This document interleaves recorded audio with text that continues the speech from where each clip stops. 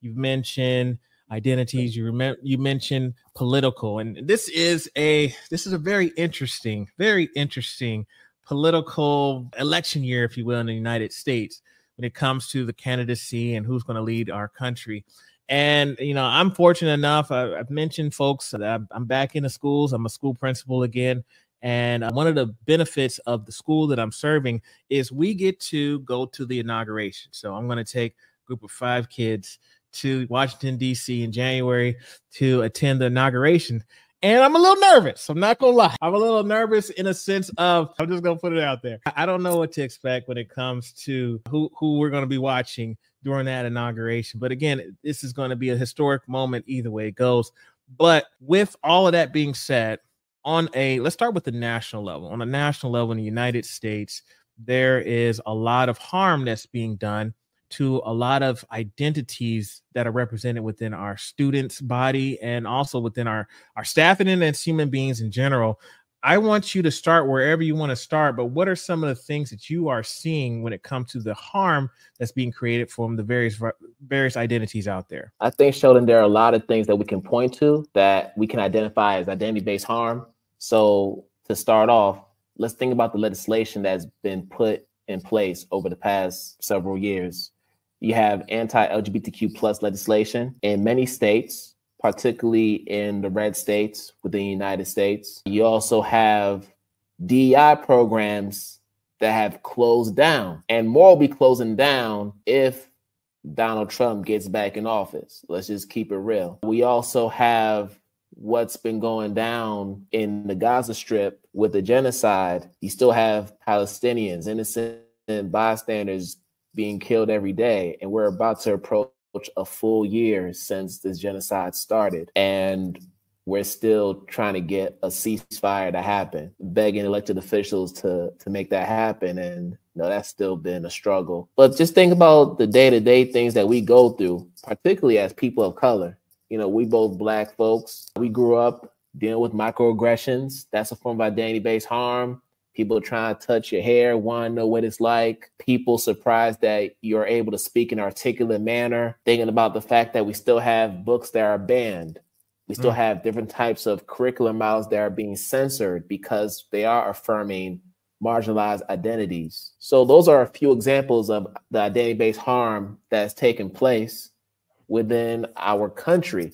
But if you go on the international level, there are many more examples that we can think of. Yeah.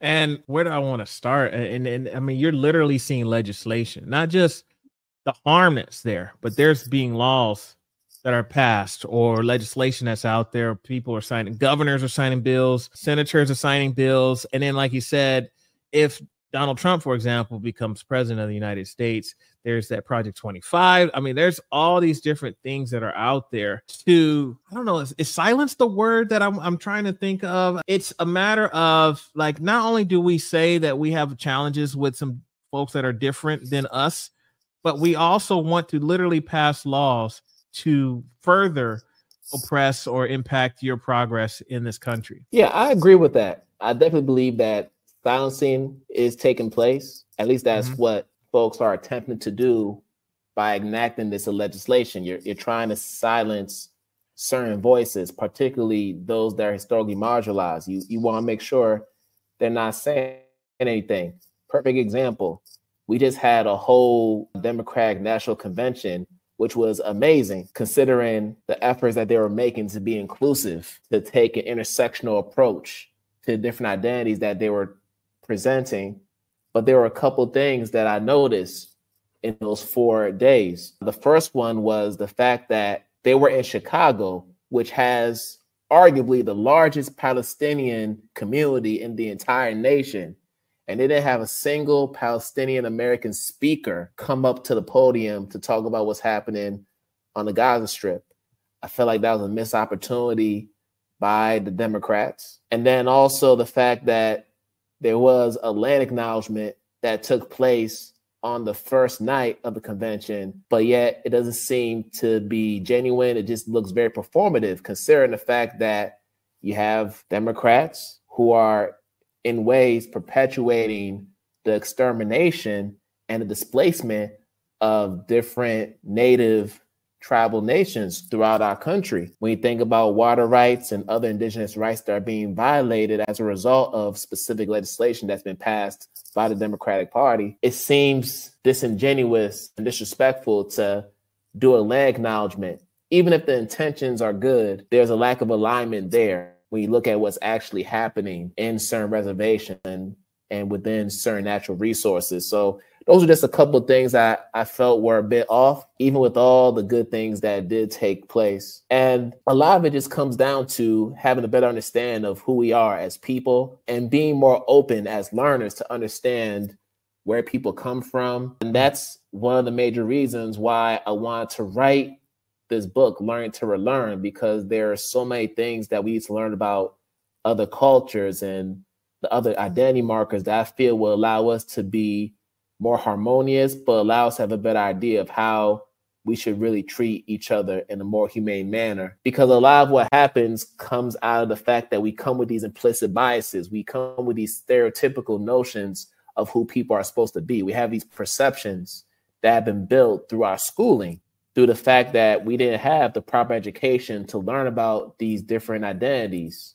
So we're relying on other mediums to feed us information that may turn out to be misinformation in the end, or may turn out to be a different narrative that is out there to invisibilize another narrative that should be out there about a particular group of people. So Learn to Relearn is a book that I believe is a mantra that I hope that every educator is able to adopt in their attempts to make their classrooms more inclusive, more welcoming, but also, your favorite word, more of a place of belonging for any student, any child that wants to be a part of that environment.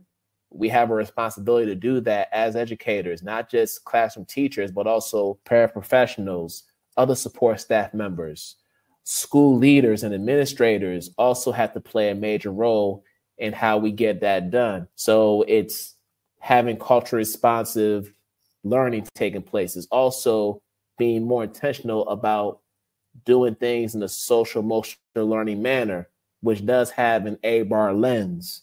That also means being serious about taking a more restorative approach to discipline and looking at the different policies that are already in place that could cause or is causing potential harm or harm on different groups within your school. So there are a lot of things that we can do to really drive that home, but it starts with building capacity and having the intrinsic motivation to do it, because we know that that's the humane thing to do. So more than anything, Learn to Relearn is about how we can be better humans as teachers so that our students, regardless of what their identity markers are, what they bring to the table, can thrive in our learning environment.